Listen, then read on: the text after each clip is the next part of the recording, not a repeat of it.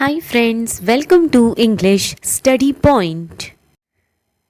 Today in this video lecture I am going to discuss important previous year question from a topic called retellings. So this is your previous year question and it says, can translations be termed as retellings? No, translations cannot be termed as retellings because both are two types of different concepts. So that I'm discussing in this video lecture. So translations involve converting text from one language to another, focusing on linguistic accuracy and fidelity to the original text.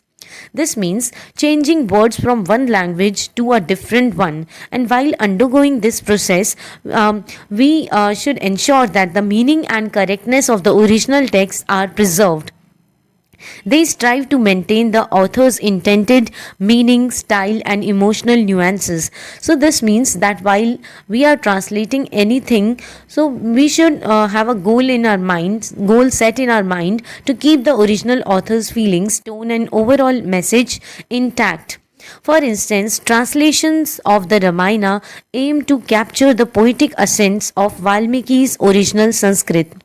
So this is considered to be as an example which says that translating the Ramayana, where translators try to keep its poetic beauty from the original language intact with it.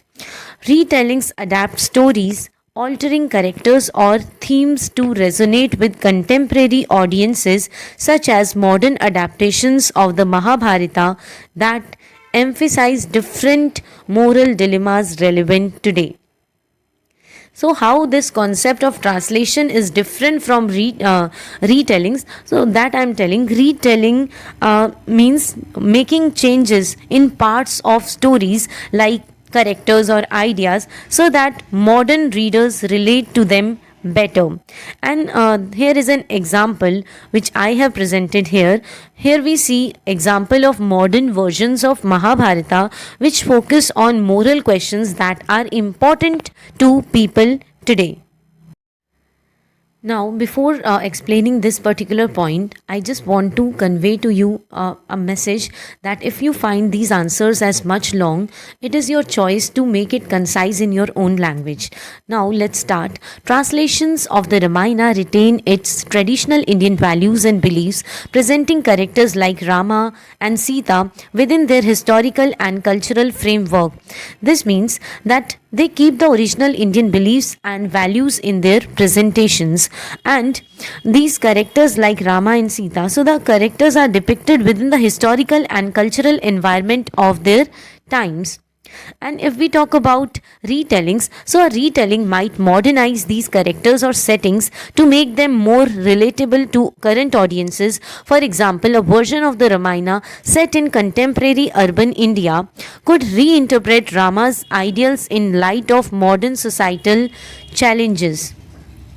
What we get through this point is that here we see that a retelling may change the story to make characters more relatable to today's audiences, and a version set in modern urban India could reinterpret Rama's ideals to reflect today's societal issues.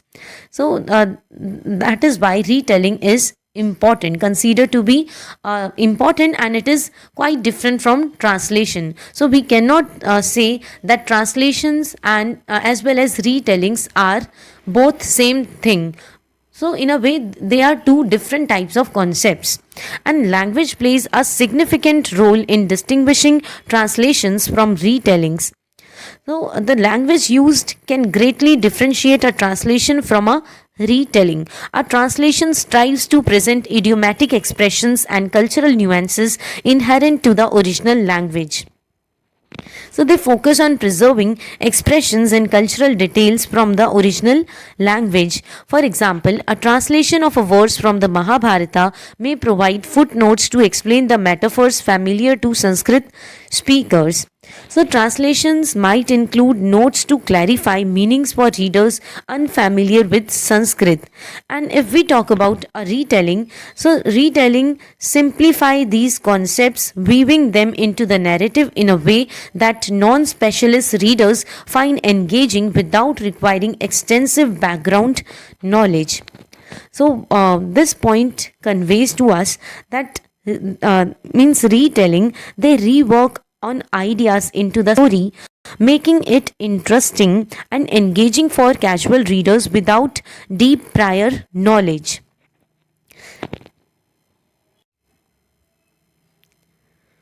Now, here we see translations of classic texts like Ramayana aim to represent characters as they were originally intended, emphasizing their virtues and flaws as described by the author. Retellings can reinterpret these characters, adding layers of complexity or even moral ambiguity that reflect modern values. For instance, a retelling of the Mahabharata might explore the inner conflicts of characters like Duryodhana, offering a more sympathetic perspective than traditional interpretations.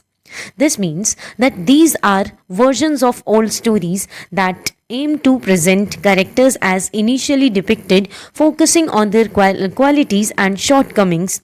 And the goal is to highlight the good and bad traits of characters as described by the original author. And if we talk about retellings, so here in retellings, the case is different, where we see that new versions of these stories may change or how characters are seen, adding depth and moral complexity that aligns with today's values.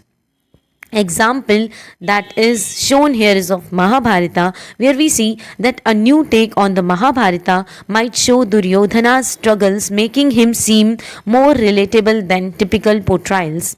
In terms of plot structure, translations follow the original closely, means original thing closely. It keeps originality intact with it, presenting events in the sequence laid out by the author. Retellings can reorganize or modify significant events to enhance narrative flow or to emphasize particular themes. A contemporary retelling of the Ramayana might focus on Sita's strength and autonomy, altering the narrative focus to spotlight her journey and struggles.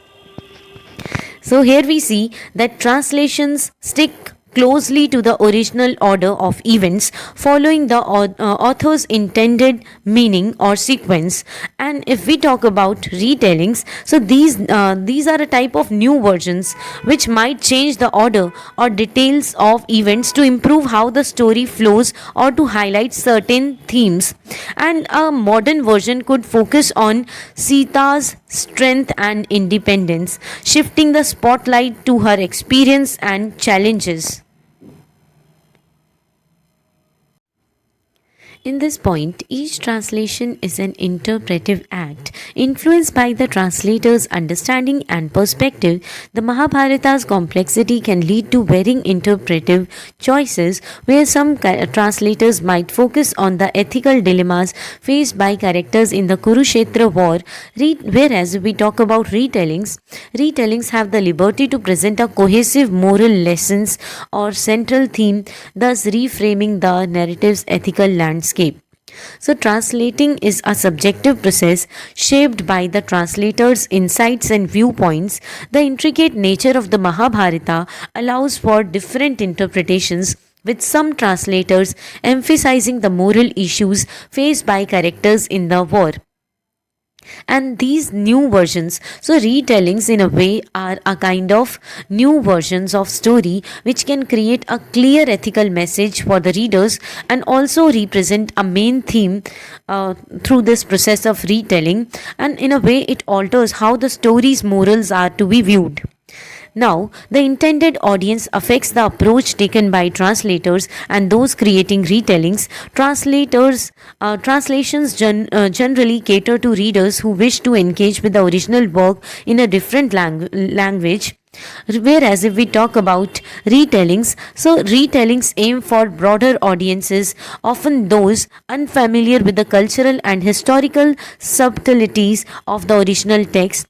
Like adaptations like The Palace of Illusions by Chitra Banerjee Divakaruni, which retells the Mahabharata through the eyes of Draupadi, and in a way she invites new readers into the narrative.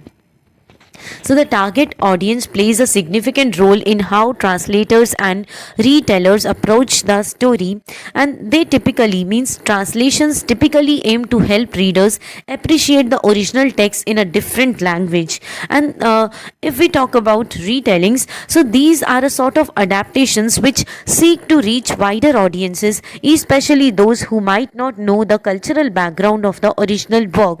An example here is given of the Palace of Illusions. So, this retelling by Chitra Banerjee Divakaruni gives Draupadi's perspective on the Mahabharata, making it accessible to for new readers.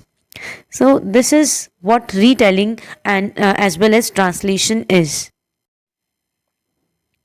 Here is another different point which says the moral lessons from translations reflect the original teachings of the text. For instance, translations of the Ramayana emphasize dharma, duty as a guiding principle, and retellings, however, may reinterpret these morals to align with contemporary ethical discussions.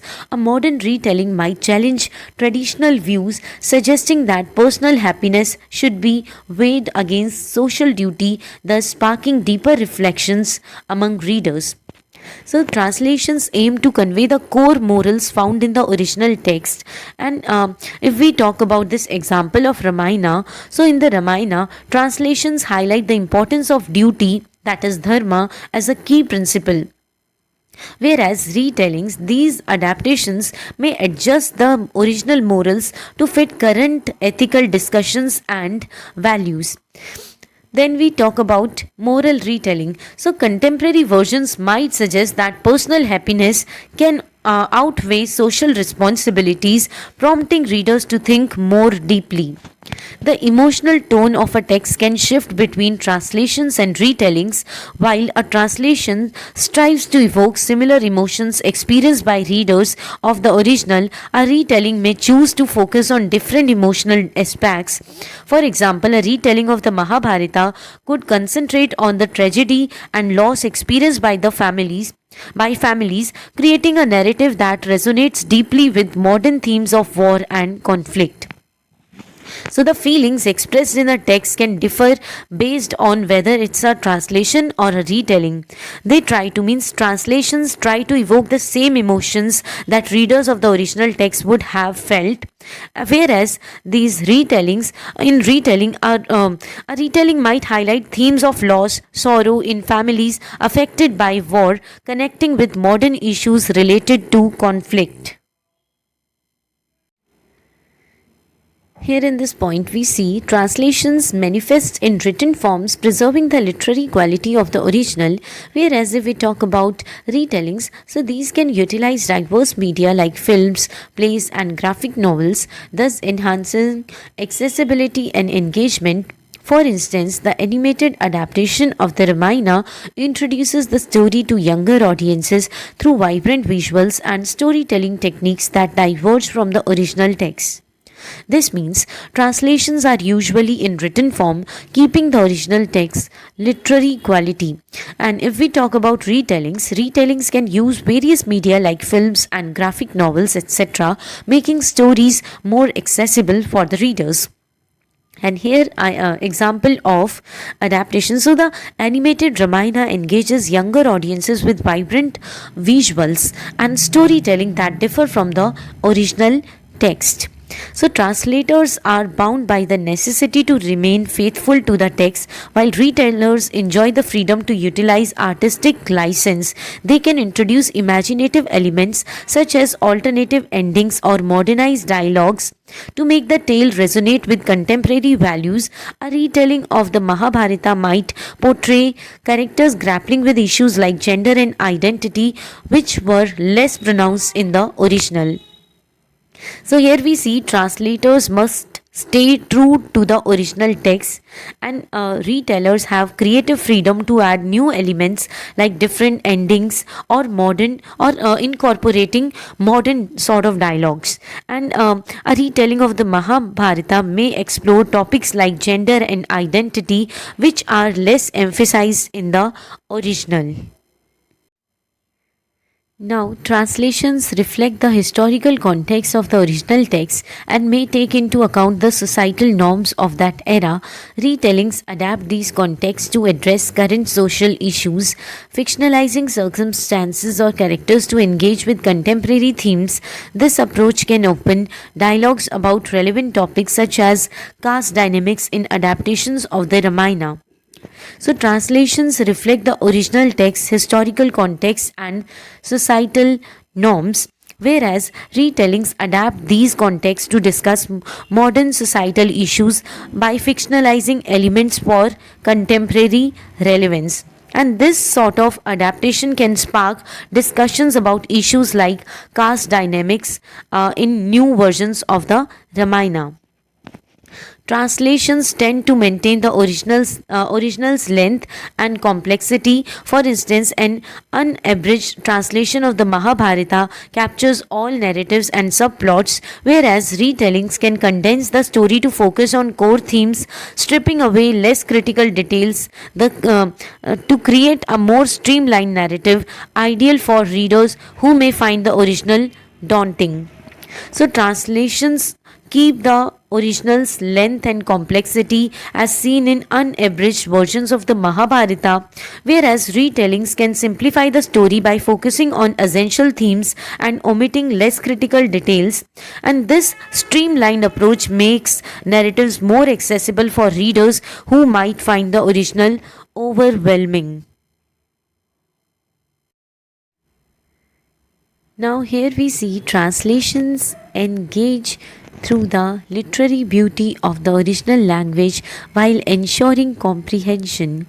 This means translations preserve the beauty of the original text and help people understand it. Retellings aim for broader engagement by utilizing modern storytelling techniques such as humor and relatable language. This strategy can make ancient epics like the Ramayana appealing to younger generations, transforming them into accessible, entertaining narratives.